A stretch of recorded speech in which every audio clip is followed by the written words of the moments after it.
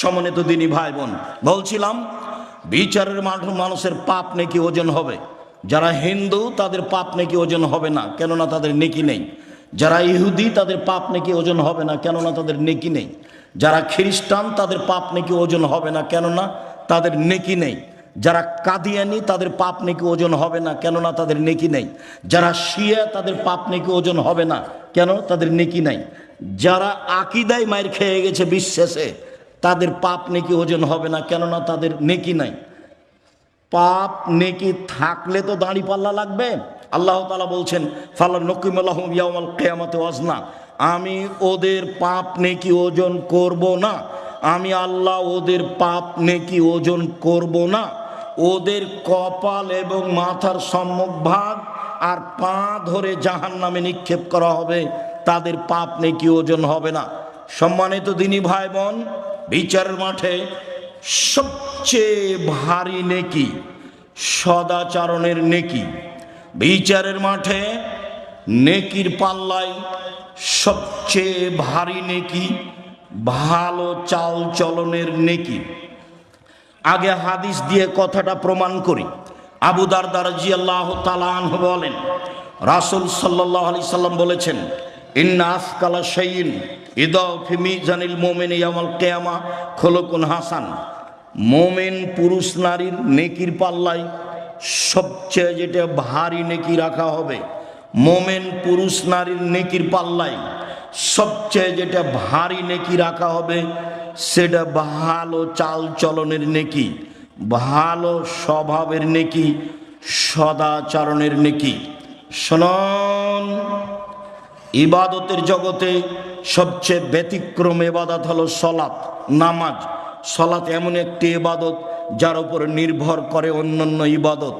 সলাত এমন একটি ইবাদত যার উপর নির্ভর করে অন্যান্য ইবাদত। পৃথিবীতে ব্যতিক্রম ইবাদত হচ্ছে সলাত। অজু করে সলাত আদায় করতে হয়, পানি নেই, তায়াম্মুম করে করতে হবে। মাটি নেই, অজু ছাড়া তায়াম্মুম ছাড়া সলাত আদায় করতে হবে। সম্মানিত দিনী ভাই বোন, কেবলার দিকে মুখ করে সলাত আদায় করতে হয়, কেবলা বোঝা যায় না, কেবলা ছাড়াই সলাত আদায় করতে হবে। দাঁড়িয়ে সলাত আদায় করতে হয়, দাঁড়িয়ে থাকা যায় না, বসে থেকে করতে হবে। বসে থাকা যায় না, শুয়ে থেকে কেবলার দিকে পা করে সলাত আদায় করতে হবে। পরিষ্কার কাপড় পরে সলাত আদায় করতে হয়, পরিষ্কার নেই, যেই কাপড়ে পেশাব পায়খানা লেগে আছে সেই কাপড়েই সলাত আদায় করতে হবে। পরিষ্কার অপরিষ্কার কোনো কাপড়ই নেই, উলঙ্গ অবস্থায় আছেন, এই অবস্থাতেও সলাত আদায় করতে হবে। পৃথিবীর ব্যতিক্রম ইবাদত। গাড়িতে উঠে আছেন, ঠেলে ঠেল মানে না, শিকল ধরে দাঁড়িয়ে আছেন, সলাতের টাইম হয়ে গেছে, এই অবস্থায় সলাত আদায় করতে হবে। পৃথিবীর ব্যতিক্রম ইবাদত সলাত। শুনুন, যত ইবাদতে ফরজ, প্রত্যেকটা ইবাদতের আপোষ আছে, কিন্তু সলাতের আপোষ নেই। আপোষ কি জিনিস আব্দুল রাজাক সাহেব বুঝিয়ে বলবেন?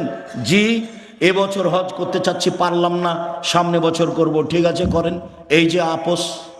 জাকাত, জাকাত 2 মাস আগে দিতে চাচ্ছি, দেন। 1 মাস পরে দিতে চাচ্ছি, দেন। এই যে আপোষ। রমজান মাসের রোজা, আজকে শরীরটা ভালো লাগছে না, ছেড়ে দেন, পরে করবেন। এই যে আপোষ, এইরকম আপোষ সলাতের সাথে নেই। যেইভাবে আছেন, যেখানে আছেন, পাক পবিত্র, কোনোটাই বুঝে না। পৃথিবীর ব্যতিক্রম বিরল ইবাদত হলো সলাত, যা কোনোদিন মানুষের সাথে আপোষ করেনি। উলঙ্গ অবস্থাতে ইবাদত করতে হবে, তার নাম সলাত। বলছিলাম, পৃথিবীর ব্যতিক্রম সলাত, ইবাদত সলাত। এই সলাতের নেকি যত ভারী, ভালো চাল চলনের নেকি তার চেয়ে 1,00,000 গুণ বেশি ভারী। এই কথা আমি বলিনি, যারা মাদ্রাসা লাইনে পড়ে তারা বুঝে। ইন্না আসকালা শাইইন ইসিম তাফজিল, মানে সবচেয়ে বেশি ভারী। দুনিয়াতে আর একটা নেকি আছে, তাতে বেশি, পাল্লাতে নেকি বেশি হয়, তা হচ্ছে সুবহানাল্লাহি ওয়া বিহামদিহি সুবহানাল্লাহিল আযীম, যার সংখ্যা নেই, যে যা পারে। এতে দাঁড়ি পাল্লায় নেকি ভারী হবে, এই কথা আল্লাহ রাসূল বলেছেন। তবে সবচেয়ে ভারী নেকি বলেননি। ইবাদতের জগতে সবচেয়ে দামি ইবাদত সিয়াম, ব্যতিক্রম ইবাদত সিয়াম। বৃহস্পতিবার, সোমবার মানুষের সিয়াম থাকা উচিত, এই 2 দিনে মানুষের পাপ নাকি আল্লাহর কাছে পেশ করা হয়। ইবাদতের জগতে সবচেয়ে দামি ইবাদত হলো সিয়াম। রোজা সিয়ামের নেকি যত ভারী, সদাচরণের নেকি তার চেয়ে হাজারো গুণ বেশি ভারী। শুনুন, হজ করলে কবুল হলে লোকটা হয়ে যায় সেই দিনের মতো যেই দিন তার মা তাকে জন্ম দিয়েছে। হজ করলে কবুল হলে লোকটা হয়ে যায় সেই দিনের মতো যেদিন তার মা তাকে জন্ম দিয়েছে। নিষ্পাপ হয়ে যায়। এই হজের নেকি যত ভারী, সদাচরণের নেকি তার চেয়ে লক্ষ গুণ বেশি ভারী। কি দিয়ে বুঝায় আপনাকে সদাচরণ কাকে বলে? সদাচরণ ভালো কথা ভালো কর্ম, ভালো কথা ভালো কর্মের নাম হলো সদাচরণ। একটু বাস্তব দেখাই। আমি এই অটোতে এখানে উঠে বসে আছি, আপনি গাড়িতে উঠতেই লোকটা টান দিয়েছে, তখন আপনি আমার মুখের উপরে এসে পড়ে গেছেন। ও বুঝতে পারেনি আপনি আমার মুখের উপরে এসে পড়ে গেছেন। তখন আমি বলছি বসেন বসেন, কোনো সমস্যা নেই, বসেন বসেন।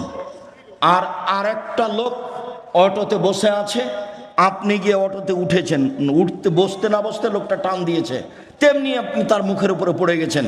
তখন বসে থাকা লোকটা বলছে চোখ নাই কপালে, কপালে চোখ নাই, হিসাব করে বসতে পারেন না, হিসাব করে উঠতে পারেন না। আগেরটা আচরণ পরেরটা আচরণ, বলেন তো কোনটা ভালো আচরণ? তাহলে বুঝি সবাই ভালো আচরণ কাকে বলে। মানুষের বদনাম করে ক্ষমতা দেখে গীবাত করে ভালো আচরণ টিকে না। জোর করে জমি দখল করে সারা জীবনটা আমি আইল মাপতে দেখেছি। ধান বপন করা হয়েছে মেপে, কাটার সময়তে মাপা, কত গন্ডগোল। আবার যখন আইল দিচ্ছে, ফাঁড়ি দিচ্ছে ধানের, তখন ওই ফাঁড়ি দেওয়ার সময়তে যে একবারে মাঝামাঝিতে যে থোপটা পড়েছে ওটা নিজের দিকে করে নিয়েছে। আচ্ছা, মাঝামাঝিতে যে থোপটা পড়েছিল নিজের দিকে করে নিয়েছেন, সেটা তো আপনার নয়, সেটা কি হবে? তখন কি আপনার ভিতরে সদাচরণ আছে? জি না, সদাচরণ নেই। সদাচরণ কাকে বলে? সদাচরণ কি জিনিস সম্মানিত দিনী ভাই বোন? যারা যেখানে আছেন কাজকর্ম বন্ধ করে, দোকানপাট বন্ধ করে, ক্রয় বিক্রয় বন্ধ করে গুরুত্বপূর্ণ আলোচনা শোনার জন্য আন্তরিকভাবে অনুরোধ জানাচ্ছি। যারা বাড়িতে বসে আছেন তারা অন্যায় অপরাধ করেছেন। আর যাদের ভিতরটা একটু দুর্বলতা, কেমন কেমন লাগে, হিংসা হিংসা ভাব, ওই হিংসা করে কোনো লাভ নাই, সরিষা সমপরিমাণ লাভ নাই। আমার জীবনে 2টা ত্যাগ। এই ছেলে শুনে রাখো, আমার জীবন 2টা ত্যাগ। জীবন বাজি রেখে চেষ্টা চালাচ্ছি। আমি মানুষের জীবনে কোনোদিন বদনাম করব না, যা হবে হবে। ও যদি আমাকে ধুয়ে ছেড়ে দেয়, আমি তার ব্যাপারে কোনো কথা বলবো না, এটা আমার ত্যাগ। দ্বিতীয় ত্যাগ হচ্ছে আমি প্রতিশোধ নিব না, আমি প্রতিশোধ নিতে চাই না। মোবাইল রিং হচ্ছে, আমি অন করেছি, অন করে গালি দেওয়া শুরু করছে। অনেক সময় মা থেকে শুরু করে, অনেক সময় বোন থেকে শুরু করে, অনেক সময় দেশের ভাষা দিয়ে শুরু করে।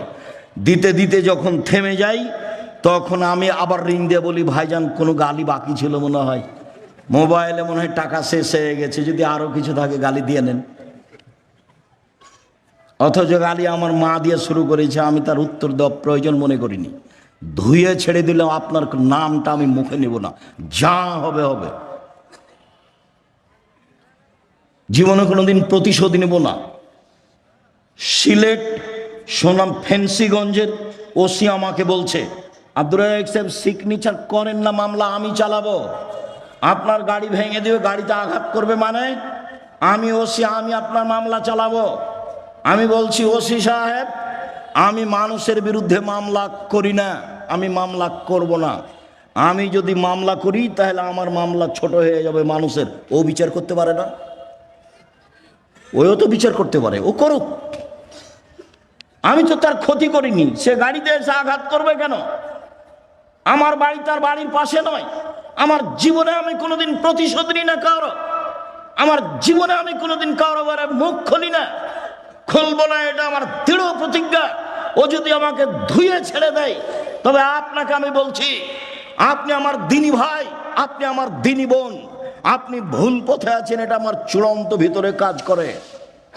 আমি একদিন নয়, 2 দিন নয়, বহুদিন একই কথা বলেছি আপনাকে সত্য পথে নিয়ে আসার জন্য।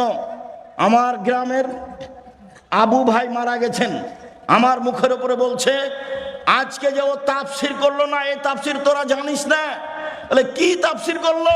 আরে তোরা ওই তাফসিরি জানিস না, বলেন কি করলে একটু বলবেন তো, কি তাফসির করলো? ওই তাফসিরি তো জানিস না, তোকে কি বলবো? বলেন কিছু। তখন বলছে যে শোন, মুফাসসির সাহেব বলছেন যে আদম আলাইহিস সালাম ঘুম থেকে উঠে দেখছেন পাশে একজন সুন্দরী নারী। আদম আলাইহিস সালাম হাত বাড়ালেন, সুন্দরী নারীর গায়ে হাত দিবেন, ফেরেশতা বলছেন থামেন। আদম আলাইহিস সালাম বলছেন কেন? ফেরেশতা বলছেন মোহর দিতে হবে। আদম আলাইহিস সালাম বলছেন মোহর আবার কি? তখন ফেরেশতা বলছেন মুহাম্মদ সাল্লাল্লাহু আলাইহি সাল্লামের উপরে 1000 বার দুরূদ পড়ে দিতে হবে। দুঃখিত, পৃথিবীতে সবচেয়ে বড় শিক্ষিত মানুষ হলেন আদম আলাইহিস সালাম। আল্লাহ বলছেন আদমকে আমি সব কিছু শিখিয়ে দিয়েছি। পৃথিবীর ইতিহাসে আদমের চেয়ে বড় শিক্ষিত মানুষ কিয়ামত পর্যন্ত কেউ জন্ম নিবেও না। আমাদের নবীর চেয়ে 1000 গুণ বেশি বিদ্যা তিনি রাখতেন আদম আলাইহিস সালাম। আল্লাহ বলছেন আমি সব বিদ্যা আদমকে শিখিয়ে দিয়েছি। যিনি সব বিদ্যা রাখতেন, নিজের বউ কিভাবে হালাল করতে হবে সেটাই তিনি জানতেন না। বুঝতে পারেননি কথা? একেবারে ডাহা। আমি আমার চাচাতো ভাইয়ের মুখের উপরে বললাম শোনেন, মুফাসসিরকে 80 160 লাঠি পিটাতে হবে। সাধারণ মানুষ মিথ্যা কথা বললে অপবাদ লাগালে তার জন্য 80 লাঠি, আর নবীর উপরে অপবাদ লাগালে তার জন্য 80 160 লাঠি পিটাতে হবে। তুমি আমার ভাই, তুমি আমার ভাতিজা, তুমি এ দেশের ছেলে, তুমি চোখ দেখিয়ে ভিতরে হিংসে রেখে উল্টা মুখে চলে সফল হতে পারবে না। তুমি মনে রেখো, আমি আব্দুর রাজ্জাক বিন ইউসুফ তোমার গ্রামের মানুষ, আমি বলছি।